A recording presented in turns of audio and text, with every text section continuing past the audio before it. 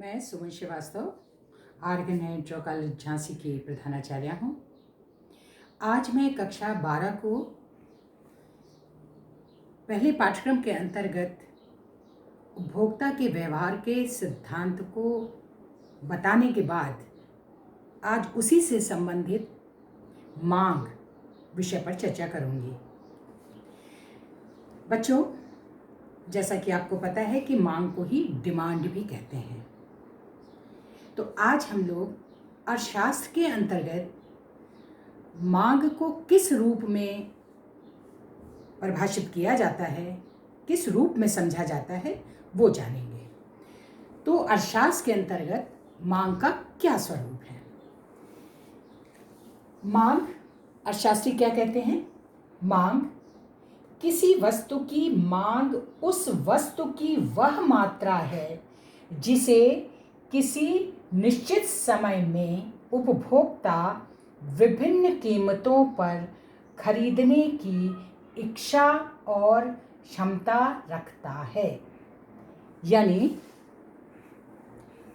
इस मांग के स्वरूप में, इस मांग की परिभाषा में मुख्य 3 तत्व आते हैं: खरीदने की इच्छा, खरीदने की क्षमता और निश्चित समय।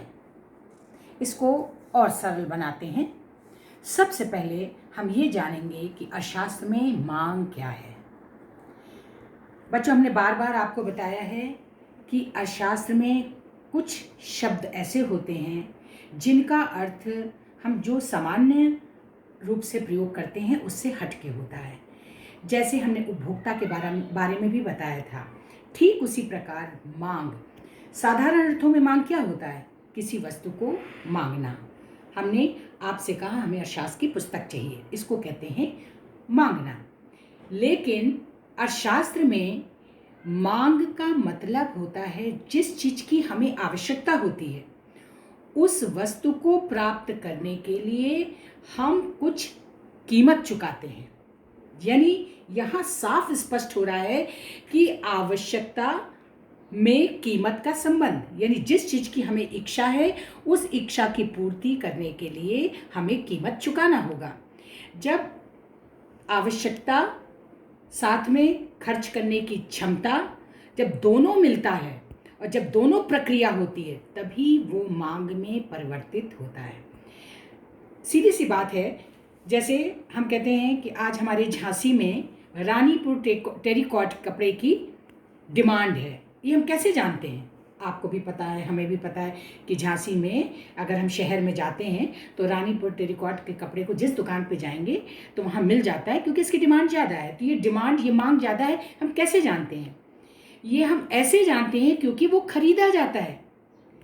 झांसी के बाजार में रानीपुर टेरिकॉट का कपड़ा अधिकतम मात्रा में बिकता है, और जब बिकता है तो उसी से पता चलता है कि कितने लोगों ने उसको क्रय किया, कितने लोगों ने उसके लिए कीमत चुकाई, उपभोग किया। तो जब कीमत चुका दी जाती है आवश्यकता अनुसार, तभी हम कहते हैं उस वस्तु की मांग थी, और तभी उसका प्रोडक्शन होता है। फिर बाहर से या रानीपुर से या जहाँ से भी फिर वो रानीपुर टेरिकॉट के कपड़े मंगाया जाता है, उसका उत्पादन होता है, उसकी पूर्ति की जाती है। तो इस प्रकार 3 तत्व जब पूरे होते हैं, खरीदने की इच्छा, खरीदने की क्षमता और निश्चित समय, यानी जब ये तीनों प्रक्रिया होती है, और क्षमता में क्या है? आपको पास मुद्रा हो, पैसा हो, खर्च करने की क्षमता हो, दोनों चीज, और आप कितना खर्च कर सकते हैं। आपके पास 100 रुपए है और किताब 101 रुपए की है तो आप नहीं खरीद पाओगे। आप तो ज़्यादा से ज़्यादा 50 रुपये ही खर्च कर पाओगे, क्योंकि 50 रुपये का आप अपना भोजन करोगे और 50 रुपये में आप अपनी अर्थशास्त्र की किताब खरीदोगे या जो भी करोगे। तो आपकी व्यय करने की तत्परता कितनी है, आपकी क्षमता कितनी है, ये भी डिपेंड करती है, ये भी निर्भर करती है आपकी आवश्यकता की पूर्ति में।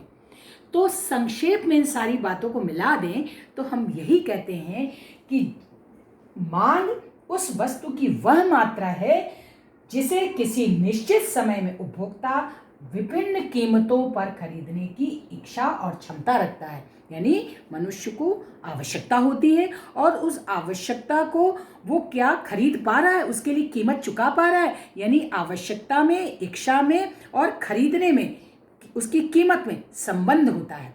वस्तु और वस्तु की कीमत में संबंध हो गया, और जब यह संबंध पूरा हो जाता है, वस्तु को हम खरीद लेते हैं, पैसा चुका करके वस्तु को हम अपने पास प्राप्त कर लेते हैं, तो वही वस्तु मांग बन जाती है।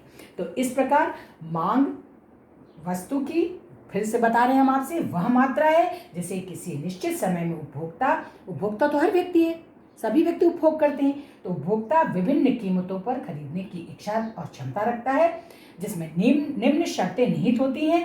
पहला, खरीदने की इच्छा, खरीदने की क्षमता, और क्षमता के अंतर्गत क्या आता है? मुद्रा की उपलब्धता और व्यय करने की तत्परता, और उसके बाद निश्चित समय, कि एक समय में वो कितना खरीद पा रहा है, कितनी अपनी आवश्यकता की पूर्ति कर पा रहा है। तो इस प्रकार संक्षेप में आज केवल हम मांग समझते हैं, मांग क्या होता है। अब इसके आगे हम पढ़ेंगे मांग का नियम क्या है, मांग के लोच क्या है।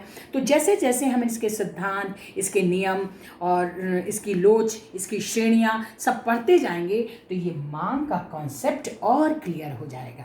तो बच्चों इसको फिर से आप लोग मनन कीजिएगा, इसको ध्यान से समझिएगा, और कल हम अगली कक्षा में आएंगे तो मांग के नियम के माध्यम से इस मांग को और स्पष्ट करेंगे, तो आपको और अच्छे से समझ में आया होगा। आशा है आज का ये केवल मांग विषय आपको समझ में आया होगा।